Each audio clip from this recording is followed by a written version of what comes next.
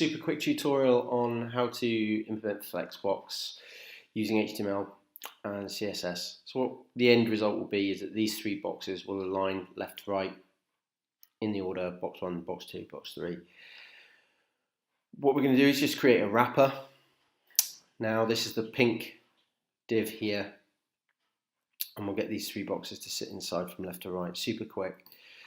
So what I've got here is four elements, one called Flex Wrapper and three called Item. Fairly self-explanatory. So inside of Flex Wrapper, I'm just going to get that to display flex. I want the items to go in a row rather than a column, so I'm going to set that to flex direction row. And what should happen is that these boxes actually align. Now, what I'm going to just to be safe for each item, I'm going to set a specific amount of share that these boxes should have in terms of width. So I'm going to set flex basis.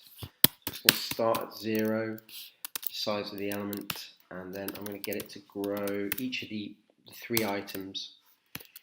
I want to have an equal share, so I'm going to set that to 1. And then if I refresh, you won't get to see a huge amount of difference, but as you can see, the boxes have now aligned.